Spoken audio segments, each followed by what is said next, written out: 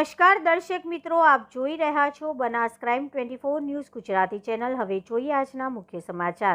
ડીસા નગરપાલિકાનો વિવાદ વચ્ચે general board રદ કરાતા વિકાસના કામો અટક્યા।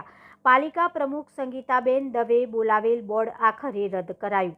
ભાજપના સદસ્યો ગેરહાજર રહેશે તેવી દહેશતને લઈને બોર્ડ રદ કરાયું। પાલિકા પ્રમુખ સંગીતાબેન દવે બોર્ડ રદ કરવા ટેલિફોનિકમાં જાણ કરાઈ। ભાજપના સદસ્યોને હાજર ના રહેવા વિહીપ અપાવ્યું। પ્રમુખ સામે અવિશ્વાસ આવતા જ પ્રમુખ ખુરશી બચાવવા ધમપછાડા। જનરલ બોર્ડ રદ કરાતા વિપક્ષના સભ્યોએ ભારે વિરોધ સાથે રામધૂન બોલાવી। અહેવાલ હરેશ ઠક્કર, ડીસા, બનાસકાંઠા। આજરોજ ખાસ સાધારણ સભા બોલાવવામાં આવેલ હતી, પરંતુ પ્રમુખશ્રીએ આજે સર્ક્યુલર કરી અને લગભગ 10:30ના સુમારે તમામ સભ્યોને જાણ કરવા સર્ક્યુલર કરેલ છે કે આજની સભા અનિવાર્ય કારણોસર મોકૂફ રાખવામાં આવેલું છે। સાહેબ, અગાઉ પણ એકવાર બોર્ડ રદ થયું? હા, અગાઉ પણ એક વખત આવી જ રીતે બોર્ડ બોલાવવામાં આવેલું હતું, પરંતુ કોઈક કારણોસર દર્શાવવામાં તો એવું જ આવેલું હતું કે અનિવાર્ય કારણોસર એના લીધેથી બોર્ડ મોકૂફ રાખવામાં આવેલું હતું। સાહેબ, આપણી કચેરીની આગળ હાલ રામધૂન ચાલી રહી છે, કેટલાક સદસ્યો કયા કારણોસર?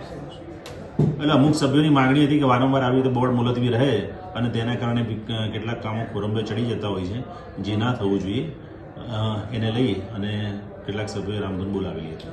ઓકે સર, વારંવાર આ રીતે બોર્ડ કેન્સલ થાય છે તો એ વિકાસના કામોમાં કોઈ ફેર પડી છે?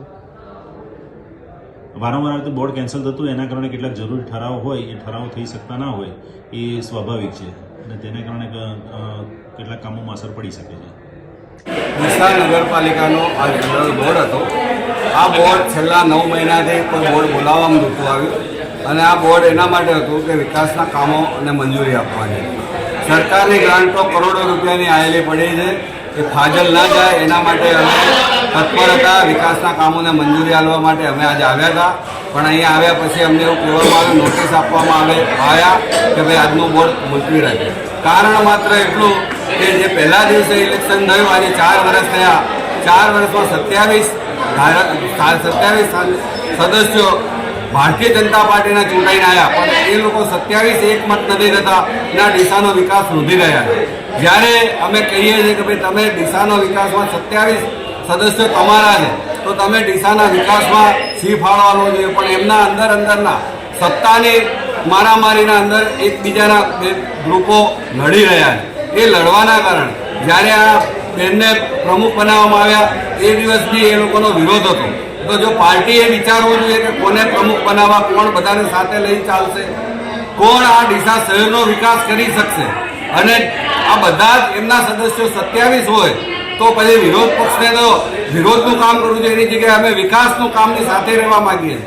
પરંતુ એ લોકો એમના વિરોધના કારણે કાયમ આ છેલ્લા 10 મહિનાથી કોઈ બોર્ડ બોલાવવામાં નથી આવ્યું, કોઈ વિકાસના કામો કરવામાં નથી આવ્યા, કોઈ ઠરાવો થયા નથી, સરકારની કરોડો રૂપિયાની ગ્રાન્ટો પાછી જઈ રહી।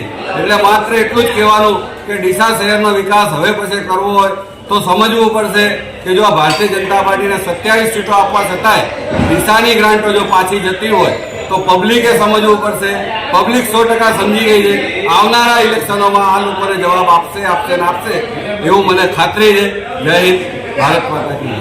આજે ડીસા નગરપાલિકામાં સાધારણ સભા હતી। એક્ઝેક્ટ અમે 11 વાગે આવ્યા, એટલે વારંવાર છેલ્લા 12 મહિનાથી એક પિક્ચર જોઈ રહ્યા છીએ કે અહીંયા આવીએ એટલે કે સાધારણ સભા મોકૂફ થઈ છે। ડીસાની જનતાના જે કામો કરવા માટે જે ઠરાવો થતા હોય, સાધારણ સભા થ્રુ થતા હોય, અત્યારે લગભગ 25 કરોડથી 30 કરોડ રૂપિયાની ગ્રાન્ટ આવેલી પડી છે, પરંતુ ભારતીય જનતા પાર્ટીના સત્તાધીશોના અંદરના ઝઘડાના કારણે, આંકડાઓની લડાઈના કારણે એ લોકો વચ્ચે ડીસાની જનતાને રાખે છે અને ડીસાની જનતાને આ પ્રસંગે લોહી લુહાણ કરે છે। અમારી આજના દિવસે માંગ છે કે આ લોકો વારંવાર આ ડીસાની જનતા સાથે જે ઓરમાયું વર્તન કરે છે એ બાબતે અમે રામધૂન કરી અને પ્રતિક અહીંયા ધરણાનો કાર્યક્રમ આપ્યો છે। વારંવાર ડીસાની જનતા સાથે થતો અન્યાય જે ક્યારેય સાંખી નહીં લેવાય। ભારતીય જનતા પાર્ટીની અંદર અત્યારે જે જોવા જઈએ તો વિશ્વની સૌથી મોટી પાર્ટી છે, એનું એક ભારતીય હોવાના આપણે ગૌરવ કે આપણા દેશની પાર્ટી કે એક વિશ્વમાં મોટી છે, પરંતુ નીચે જે અત્યારે જે મંદબુદ્ધિના લોકો ઘૂસી ગયા છે કે જે માત્ર વિકાસનો વિરોધ કરે છે। એક વિરોધ પક્ષના કારણે ધારો કે ક્યારેક કોઈ હોય તો અમે એનો વિરોધ કરી શકીએ, પરંતુ અંદર ઝઘડાઈ અને જે ડીસાનો વિકાસ અટકાઈ એના મંદબુદ્ધિના લોકો જે વિકાસના વિરોધી થયા છે એ બાબતે અમે સખત શબ્દોમાં નિંદા કરીએ છીએ। બીજો એ જોવા જઈએ તો એ જે ધારાસભ્ય જેને પ્રમુખનું કામ કરવું છે, પૂર્વ ધારાસભ્ય બની જવું છે, એમના જે જિલ્લાના પ્રમુખ છે એમણે નગરપાલિકાના કોર્પોરેટર બની જવું છે। તો પેલા લોકશાહી ક્યાં છે? લોકશાહીનું આ સ્વતંત્ર હનન કરી રહ્યા છે. એમને જો લોકશાહીમાં વિશ્વાસ ના હોય તો ભાઈ તમે સરમુખતાશાહી લઈ દો. બાકી લોકોથી ચૂંટાઈ અને જ્યારે તમે નાટકો કરો, નાટકો બંધ કરી દો. ડીસાની જનતા બધું જોઈ રહી છે. આજે જો ચૂંટણી થાય તો ડીસામાં જે નગરપાલિકાની અંદર 44 સભ્યો છે, આ 44માં ભારતીય જનતા પાર્ટી 44 સભ્યોની ડિપોઝિટ ગુપ્ત થઈ જાય, જપ્ત થઈ જાય એવી આ પરિસ્થિતિ છે. આ લોકોને આવનારા દિવસોમાં ડીસાની જનતા 100% મજબૂત આ લોકોને આ જે એ લોકો જે નાટક કરી રહ્યા છે, જે વિકાસને અટકાવી રહ્યા છે, એનો સચોટમાં સચોટ એમને જવાબ આપશે જેવી મને ખાતરી